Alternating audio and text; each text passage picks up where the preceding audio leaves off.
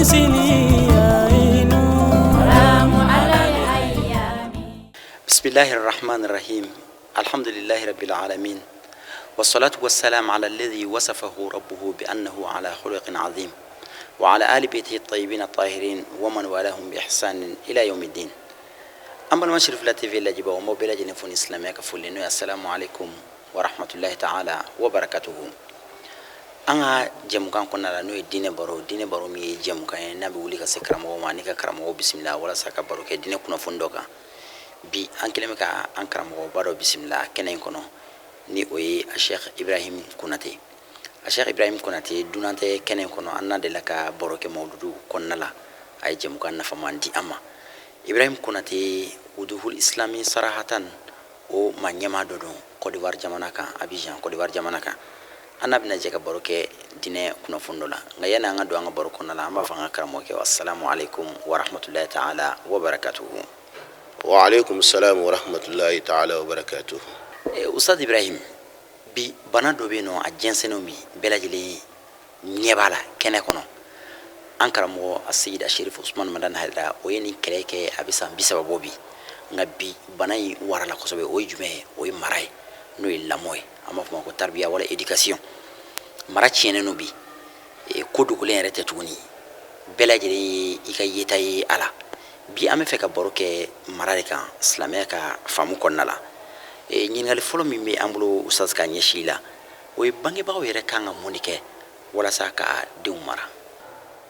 أعوذ بالله السميع العليم من شر الشيطان الرجيم.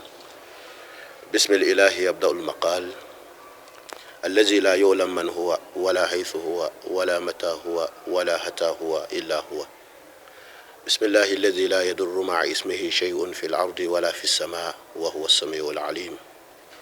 ثم نصلي ونسلم على أشرف المرسلين سيدنا وحبيبنا وشفيع ذنوبنا وعلى آله الأطهار والصحابة الأخيار ومن والاهم بإحسان إلى يوم الدين. والحمد لله الحمد لله الحمد لله. أنكرمغو أغا نينغالي دياراني jana ambe ɲininkali jaabi an bɛ foli lase TV Sherif Lama k'a fɔ ani lombe ani abada n'an ko an b'aw barikada o kɔrɔ le la ala peut-être don wɛrɛ an mako tɛna se aw ma ka sɔrɔ bi farafinna bɛɛ mako bɛ aw la silamɛya dɔrɔn tɛ ka sababu kɛ a ka kunnafoniw ye fakanw na ani a ka wulikajɔ ye su ani tile. An b'aw fo jana an ka don i ka ɲininkali jaabi la. Ka tila ka teleso yɛrɛ sabu ɲuman fo n'o ye an karamɔgɔ ye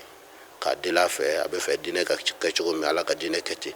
Komi an ka émission tɛmɛnenw na an y'a fɔ a ye ko ale de ye ala sago ye. Ala sago kɔni bɛ bɛn bɛɛ ma hali n'a man di bɛɛ ye. O tuma an b'a deli ala fɛ ala k'a sago sɔrɔ. N'a sago sɔrɔla diinɛ sago bɛ sɔrɔ. Wala an karamɔgɔ i ka ɲininkali n'o ye lamɔ ye, yala bangebagaw ka jɔyɔrɔ bɛ den lamɔ na wa? An b'a fɔ mun kosɔn ala min ye adama n'a denw dan a ye layidu dɔ di adama ma a dantɔ. O de y'an fa adama dantɔ. Ala ko mɛlɛkɛw ma ko inni jaa'ilun fil ardi khalifa. Ni kuma in b'a yira ko adamaden yɛrɛ ala yɛrɛ ka kɛla ala bɛ min fɛ, a bɛ min fɛ adamaden na o de y'a ka kɛ khalifa de. Bon ni dungo khalifa ya jugumaya t'o la dɛ. Mɔgɔ min se ka ala représenter ka kɛ ala ka khalifa ye, o b'a sɔrɔ i ma dafa mais i ka ɲi. Parce que dafalenya o ye alaya ye mais ɲumanya o ye mɔgɔya ye. Mais mun bɛ den tiɲɛ f'an k'o le ɲɛɲini. N'o tɛ ala ye min kɔni kɛ adama n'a denw, bonya bɛɛ bɛ adamadenya la fo bonya 2. Ni den nana diɲɛ na, mɔgɔ min bɛ na sen 2 bolo 2 n'a bɛ kuma, ala ye min don adama garizɛgɛ la n'o ye anw mɔgɔw ye dugukolo kan, bonya 2 bɛ yen i t'o sɔrɔ hali n'i y'o ɲini, cɛsiri t'a sɔrɔ. O bonya fɔlɔ o ye alaya ye parce que alaya place tɛ mɔgɔ la, place tɛ yen, o ye alaya de. A 2nan o ye kiraya ye, o drapeau melekela k'o di ala kira ma sallallahu alaihi wa sallam. haketo fo ni ye kiraya wala wala parce que kiraya be tilan saba fila kɔni be i den bɛ se ka ko ye mais kiraya kelen den tɛ se ka ko ye kiraya saba ye jumɛn ye kiraya fɔlɔ wari minɛ i ka taa sukaro san butigi la ka na an ka te wuli o ye kiraya de ye mais Konate Ibrahima de y'i ci wari bɛ se ka tunu ko bɛ se k'i sɔrɔ ko bɛɛ bɛ se ka na o la o ye cidenya dɔ ye o bɛ yen fɔ ka diɲɛ ban kiraya filanan kira ko ne ka kuma lasera aw mun ma a y'a lase mɔgɔw ma a ma lase minnu ma o ye kiraya modèle dɔ ye donc o kiraya sugu n kan t'o ma mais Jibrila t'a fɔ karisa ye ni Ala de ye kelen ye n kan b'o kiraya de ma i y'i cɛsiri cogo o cogo i den tɛ kɛ o ye an karamɔgɔ o bɔlen kɔfɛ ni den ma kɛ min ye bonya na sababu jugu dɔ y'a bali n jigi bɛ kuranɛ de kan k'a fɔ Ala kɛtɔ ka adamadenw ko fɔ a ko wala kad karamna bani adam adama ka bonya dɔrɔn tɛ tugu dɛ ni mɔgɔ ko i jahilun fil ardi khalifa ko ye adama ye wala yɛrɛ tilala ko karamna bani adam a ma adamaden finman fɔ a ma wuleman fɔ a ma gbɛman fɔ a ma suruman fɔ a ko adamaden bɛɛ ne b'o la e b'o la o tuma an ɲɛ bɛ den minnu na bi olu bɛɛ a la o tuma mɛ mun bɛ den ɲɛ i ye ɲininkali kɛ bangebagaw minnu ye dɛ den bɛ ɲɛsigi ka kɔn den ɲɛ de parce que den bɛ bɔ joli de la joli bɛ bɔ an bɛ min dun na an bɛ lɔgɔma kelen min ta ka bɔ an ka to minɛn kɔnɔ an bɛ lɔgɔma kelen min ta an bɛ buru kunkolonin min dumuna Ala b'o buru de yɛlɛma n'a jigira furu la dɔrɔn lasoroli minɛnw b'a baara k'a yɛlɛma k'a kɛ joli ye sisan joli in dɔ bɛ ta Ala ka sebaya la n'o ye an ka jidi sɔrɔɲanw ye k'a dɔ kɛ siji ye n'an b'a fɔ o ma ko nutfa ou bien spermatozoïde français la o nutfa in de dɔ bɛ former Ala fɛ k'o fana kɛ seren ye n'a bɛ fɔ o ma ko fɛnkisɛ minnu bɛ kɛ den ye spermatozoïde de chromosome donc olu bɛ bɔ joli de la bangebaga cɛman mana lɔgɔman haramun ta i mana haramun lɔgɔmaya kelen don i da k'a kunu n'o lɔgɔmaya kelen kɛra joli ye n'o joli taara kɛ siren ye n'o de kɛra spermatozoïde ye k'a kɛ chromosome ye o den mana wolo o tɛ sama foyi fɛ fa a sungu n'o y'a nature ye n'o ye a taara ka bɔ min na haramu ye donc responsabilité fɔ olu de kosɔn Ala ko kiraw ma a ye halala dun a tilala k'a fɔ muminɛw ma kulu mimma fil ardi halala tayyiba Ala ma duman fɔ a ye sanuman de fɔ Ala ma caman fɔ a ye sanuman de fɔ o tuma ni mɔgɔ min bɛ den ɲuman fɛ i ka responsabilité fɔlɔ i ka fɛn ɲuman dɔn parce que n'i ye hadisaw filɛ a nana kira ka hadisaw la ko sogo o sogo falenna ka bɔ haramu na ko ani ta de ka kan parce que a bɛn'o baara de kɛ fo cɛsiri gbɛlɛn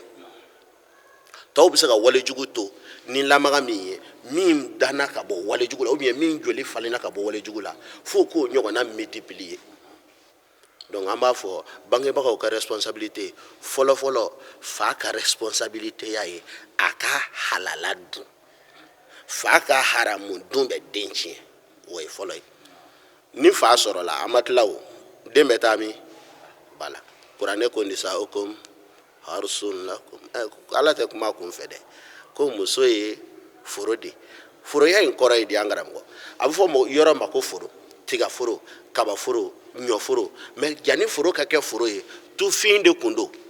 saw kɛyɔrɔ bundenniw kɛyɔrɔ ko waraw kɛyɔrɔ kojugu bɛɛ bɛ tu kɔrɔ mais n'a dira cɛ baarakɛla ma cɛ baarakɛla bɛ tufin yɛlɛma k'a kɛ foro ye Ala bɛ fɛ k'an kalan o de la ko musow ye foro de Ala bɛ fɛ k'a fɔ an ye i bɛ den modèle min fɛ i ka muso furuta i b'i jija i k'i muso yɛrɛ jogo don k'a bɛn o den sugu baya ma fo responsable dɔ de bɛ muso dɔ furu ka muso in yɛrɛ étudier ani muso in ka kɛ filanguru ye n b'a fɔ u sigi ka kaɲa mais u ka yɔrɔ kelen filɛ o de ye foroya kɔrɔ ye yɔrɔ dɔ bɛ malo tɛ ɲɛ mais pour que a ka kɛ maloforo ye f'i ka ji dévier yɔrɔ dɔ bɛ maloforo de don mais pour que i ka se k'a kɛ ɲɔforo ye o tuma f'i ka ji kun bɔ a kan i bɛ se ka muso dɔ furu i n'a ti laada kelen na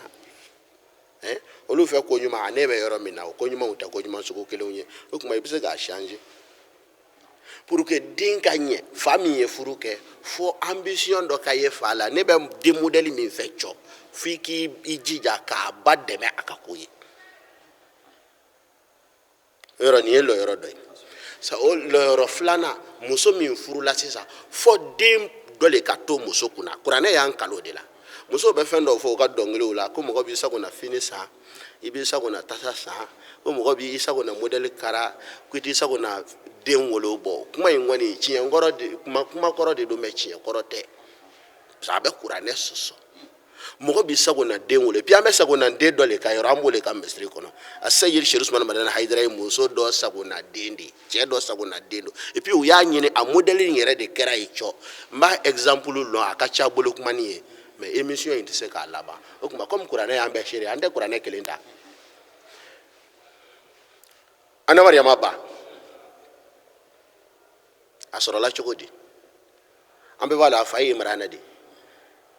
Imrana kɔrɔba bɛ o ye Nabila Musa fa ye Imrana kɔrɔba ni Imrana jini cɛ historien ka fɔ la mamakɛ 21 Imrana jini o de ye Anna Mariama mama cɛ ye mais kisatigi dɔw ka fɔ la Anna Mariama ba bɛ Anna Mariama garizɛgɛ sɔrɔ tuma min o b'a sɔrɔ Imrana karamɔgɔba in fatula bon ka tɛmɛ bonda la ka taa bonda la mɔgɔ bonda ɲini tɛ mɔgɔ ɲini de don ni ye lu falen ye u mana koko kɔ u nana dɔ de kɔ muso in nana jate minɛ jama in bɛna fɛn min kɔ lu kɔnɔ o ye n cɛ ka alako ni a ka dɔnni de o tuma a dun sara waati ma bɛrɛ bɔ lu nana mɔgɔntanya minnu kun bɛna waati bɛɛ olu nana laban n'u nana bi fɔ sinikɛnɛ minnu bɛna tile kelen olu nana laban olu tɛ ye donc muso nana ŋaniya dɔ ta o ŋaniya ye jumɛn ye mɛ n cɛ ɲɔgɔn wolo kuranɛ y'o de lakale ko wa iz qalat imra'atu imran rabbi inni nadartu ma fi batni muharrara ko i man dɔn hakilila jigin kuma min Imrana furumuso y'a kanto ko Rabbi ko a ko n tigi muso ka alamɔgɔya o bɛ a ka den sɛbɛ wolo nɔgɔya ma parce que muso in bɛ nin fɔ kuma min o b'a sɔrɔ a miirina n'a hakili n'a joli bɛɛ ye a bɛɛ bɛ Ala de ka a jigi sɛmɛnen bɛ Ala de ma donc mɔgɔ b'i sago na den wolo ni aspect de ye ni min sago na den ɲini Ala kɔni bɛ den d'i ma den ka ɲi parce que o ye hadisa de ye den o den bɛ na kullu mawlud yu'ladu alal den o den bɛ na diɲɛ na a bɛɛ bɛ na à l'état naturel fitra tɛ diinɛ ye den bɛ na à l'état naturel a ka ɲi marifa tɛna mɔgɔ si bolo yan i bɛn'o ta yan de dulɔ tɛ bɔ mɔgɔ si bolo yan i bɛn'o ɲini yan de den yɛrɛ bɛ na à l'état naturel a bɛ tiɲɛ fɛ a bɛ tiɲɛ kanu a bɛ kɛlɛ kɛ mais a tɛ juguya ɲalo parce que kɛlɛ ye mɔgɔya ye ɲɔgɔn ta yebaliya ɲɛ ni nɛn bi kɛlɛ mais o tɛ ɲɔgɔn juguya o de kosɔn da lankolon tɛ bila cɛ ni muso bi kɛlɛ mais o tɛ ɲɔgɔn juguya o de kosɔn furu tɛ sa o tuma i bɛ denmisɛnnin fila ye kɛlɛ la mais o tɛ ɲɔgɔn juguya c'est naturel ni kɛlɛ nana an ka kɛlɛ kɛ n'an ka ɲɔgɔn ta ye o kɛlɛ banna donc den bɛɛ bɛ na n'o ye n'i yɛlɛla den fɛ a bɛ yɛlɛ i fɛ à l'état naturel parce que diɲɛ y'o de ye n'i ɲɛ kuma kɔrɔ a bɛ kasi den bɛɛ bɛ na n'o de ye mais Ala kira ko a bangebaa fila illa abawahu ko fɔ a banna a fa k'olu de bɛ yahudiyaya sira don a kɔrɔ walima ka nasaraya sira don a kɔrɔ walima ka miirelabatoya sira don a kɔrɔ donc kira ye jɔn ye responsable ye sisan den ɲɛ n'a tiɲɛ na kira ko bangebaa fila donc an karamɔgɔ an b'i ka ɲininkali jaabi ba ni fa yɛrɛ tigi olu de ye ma ɲininkata ye denko la an ka baro in an bɛ se ka fɔ hali n'a jɔra yan nɔ nafaba sɔrɔla la mais an ka taa ɲɛfɛ dɔɔni hali bi i kelen ka nin walawalali ninnu bɛɛ d'a ma ka bangebaaw jɔyɔrɔ yira an na bi an bɛ yɔrɔ min na mara tiɲɛnen don an y'a fɔ kuma daminɛ la o tɛ kɔnɔdimi tɛ ɲɛdimi don bɛɛ lajɛlen ɲɛ b'a la bangebagaw bɛ se ka mun de kɛ bi walasa mara in bɛ cogo min na k'a yɛlɛma positivement ka taa ɲumanya sira kan ka denw ka mara yɛlɛma bi ka taa n'a ɲumanya sira kan bangebagaw kan ka fɛn fila le kɛ bi mena kelen ta kuranɛ na ka kelen bɔ an ka laada la anw yɛrɛ ka tiɲɛ jɔrɔnanko bali farafin tɛ avion ko ɲalɔ bawo an m'o ɲɛɲini an tɛ mansini ko ɲalɔ an m'o ɲɛɲini mais mɔgɔya y'an taalan de an y'o ɲalɔ fɔ baw ni faw ka miiri u lamɔcogo ma fɔlɔ parce que mara tiɲɛni a ma mɛn o minnu n'u marala ka ɲɛ u bɛɛ ma sa ka ban an ka luw kɔnɔ anw yɛrɛ bɛ k'an denw mara cogo min na bi walahi an bangebagaw ma mara ten mais n ye hadisa min bila an kɔni ka kan na mɔgɔw woloden a bɛ fɔ i ma le ko i den kɔrɔ le ko i den a den ale n'a ma k'a ye a janfana de kuma nin bɛ kuma bi n'an kasira an ko bidenw don siga si t'a la an ka kuma ko an denw de don o kɔrɔ biden min de don dɛ a bɛ sɔrɔ bi mansadenw de don denw ma tiɲɛ mais denw bɔyɔrɔ de tiɲɛna o bɛ dilan cogo di n'i y'an ka jamana baw filɛ a bɛ mɔgɔ jatigɛ n'i ye faw filɛ a bɛ mɔgɔ jatigɛ denw tiɲɛna foyi tɛ denw kɔnɔ bi tolon kɔ bon makoya o makoya bɛ nin jamana in sigibagaw la an makoya ye tolon de makoya bɛ adamaden na dɛ mais bi an ka jamana ninnu anw mun y'an yɛrɛ wele silamɛ n'anw bɛ seli an bɛ sun makoya min bɛ anw na n'o makoya ka bon diɲɛ makoya bɛɛ ye a makoya tɔgɔ de ye ko tolon an musow ka wuli ka jɔ bɛɛ u denw ko la min ye denmuso kelen sɔrɔ muso bɛ juru bɛ an musow la bi hali a tɛ duniya bangebon na hali bangebaw tɛ se k'a juru ta mun kosɔn n den ka kɔɲɔya tolon min bɛ k'a la tolon bon ni den ka tolon ye bangebaga ɲɛna den tɛ se ka kɛ sɔbɛ ye donc an ka laada a ka mara o sira don an kɔrɔ an fɛ yɛrɛ ni den tiɲɛna fɔlɔ an ka jamana ninnu na yan an bɛ saya kanu a ye wallahi fɔlɔfɔlɔ dɔnkilidalaw y'u seko bali kɛ o la an ka ɲamakalaw u y'u seko bali kɛ nin ko sugu ninnu na f'u b'a fɔ ko ni den ɲɛna n'a tiɲɛna ko a b'a nɔɔli a kuma in du ka kɛnɛ dɛ parce que n'i taara hadisa dɔ filɛ a bɛ kuma in kɔrɔfɔ dɛ ko as-sa'idu sa'idun fi batni ummihi wa shaqiyyu shaqiyyun fi batni ummihi miiri min bɛ ba la dɛ a b'o kɔnɔ le ta o le kosɔn a bɛ fɔ a ma an ka kan na ni muso ye den sɔrɔ a bɛ fɔ a ma ko a wolola wololi kɔrɔ ye mun ye a bɛ fɔ sisan ko finikolon in woro n k'a kɔnɔna lajɛ i ka bɔrɔ in wolo n k'a kɔnɔna lajɛ o kɔrɔ le i ka fɛn dogoni in labɔ a bɛ fɔ o le ma ko woroli o le kosɔn ni muso jiginra an b'a fɔ ko a wolola le o kɔrɔ min tun bɛ muso kɔnɔ a y'a lana diɲɛ na n'an bɛ fɛ denw ka ɲɛ an ka sɔbɛya ta i denmuso a ka duniya laban tɛ a furulon ye bali a ka duniya daminɛ de don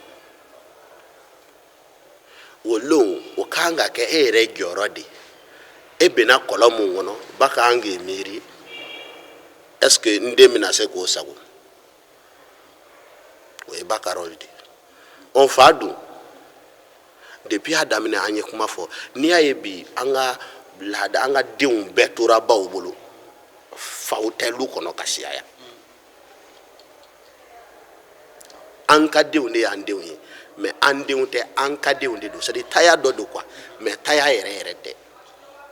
parce que cɛw bɛ yen depuis den san 3 san 4 ni denmuso lo a banna fa t'a kun da sɔngɔ lɔ a t'a ka samara sɔngɔ lɔ a t'a ka duloki sɔngɔ lɔ bon o ye démission de o t'i den ye tugun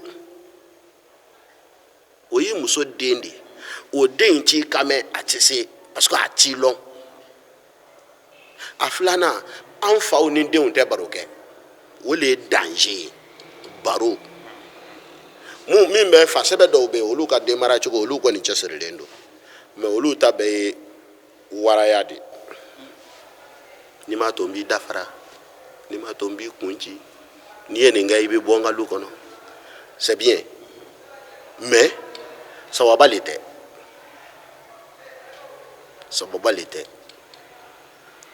mɔgɔ nin den bɛ baro de an fɔlɔ an fɛ an ka laada dɔw kun bɛ yen laada ninnu sali de y'an sa an karamɔgɔ n'i ye mɔgɔ ka laada faga dɔrɔn hali tun ka sogo don kaburu la i b'a dɔn fɔlɔ filankuruya b'an fɛ filankuru bɛ wuli génération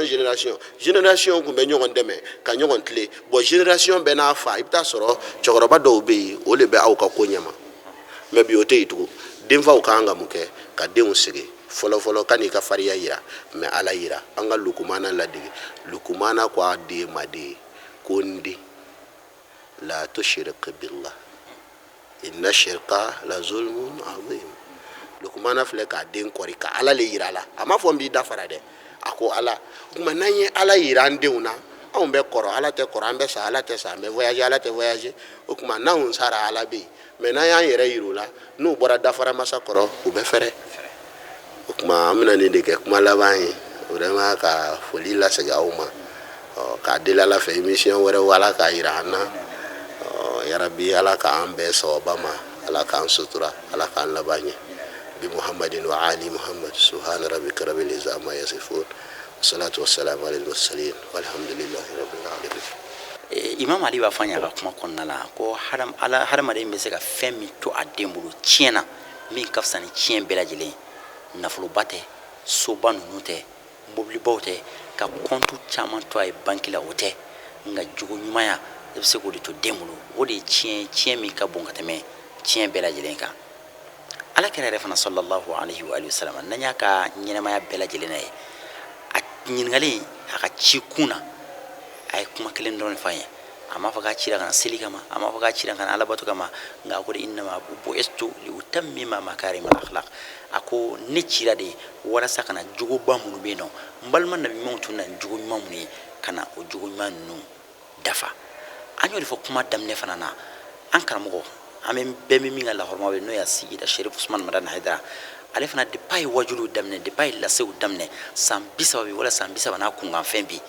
kuma kelen de bɛ a da mara jogo ka dilan a don a ma faamu maa caman ma faamu maa caman y'a kɛlɛ kuma caman fɔra a don nka kuma kelen min tun b'a la ala ka tiɲɛ dɛmɛ hakili la o duwawu ye o bɛ kɛnɛ kan bi o bangena bɛɛ lajɛlen ye bi a ka tiɲɛ min n'a tun bɛ k'a kɛlɛ kɛ kabini san 30 ni kɔ o tiɲɛ ninnu bangena bi jamana bɛɛ wulilen don k'i jaabi ko ka kuma mun kan ko ka kuma jogo de kan ko ka mun kɛlɛ kɛ bi ko ka kuma jogo ko kɛlɛ de kan ko ka mun baara kɛ bi ko ka mara baaraw de kɛ bi ka denw mara ni den ma mara foyi ma kɛ ni maa ye den sɔrɔ a ma se ka jogo ɲuman don a la hali den tun kana d'i ma hali tun kana den ɲini hali ala tun kana den nɔgɔya i ye ka sababu kɛ fɛn min bɛ to mɔgɔ kɔfɛ o ye den de ye an bɛ an karamɔgɔ Sheikh Ibrahim Konate fo ka waleɲuman dɔn kuma kuntagala ma janya an ka faamu caman sɔrɔla a la Imam Ali b'a fɔ al-insanu makhbu'un tahta lisanihi ko hadamaden dogolen don a nɛn jukɔrɔ n'a y'a nɛn kɔrɔta dɔrɔn i b'a dɔn maa min don hakili la lamɛnnikɛlaw ne bɛ a tɔ jugeli to aw yɛrɛ bolo a ye kuma dakurunya fila min fɔ an y'a dɔn maa min don maa faamuyalen don maa walawalalen don maa min ka kuma mɔgɔ tɛ commentaire ba la an bɛ a fo ka waleɲuman dɔn an ka wele jaabili la ka an balima Côte d'Ivoire kaw bɛɛ lajɛlen fo a tɔgɔ la ani Burkina ani an kɛrɛfɛ jamanaw bɛɛ lajɛlen ani diɲɛ fantan ni naani bɛɛ lajɛlen ka segin ka aw yɛrɛ fo ka waleɲuman dɔn aw minnu ni diinɛ baro tɛ fɔ aw kɔ waati si la n'aw ye jɛmukan in kanu n'aw bɛ jɛmukan in lajɛ waati bɛɛ lajɛlen na jamana in kɔnɔ ani jamana in kɔ kan ka segin ka bonyamasegin kɛ ka taa min kɛra nin ko ninnu bɛɛ lajɛlen sababu n'o ye an karamɔgɔ Seydi Sherif Usman Madani Haidara an bɛ Alahu Taala deli ala ka a mɛn an kɔrɔ a ka denbaya ala k'u mɛn a kɔrɔ a ka denbaya a n'a ka jama ani diɲɛ yɛrɛ ala k'a bɛɛ k'a sago ye a b'a fɛ diɲɛ ka kɛ cogo min na ala k'a kɛ o cogo kelen na an bɛ a fɔ ala ka jɛmukan nataw fana yira an na wa akhiru da'wana alhamdulillahi rabbil alamin wassalamu alaikum wa rahmatullahi ta'ala wa barakatuh.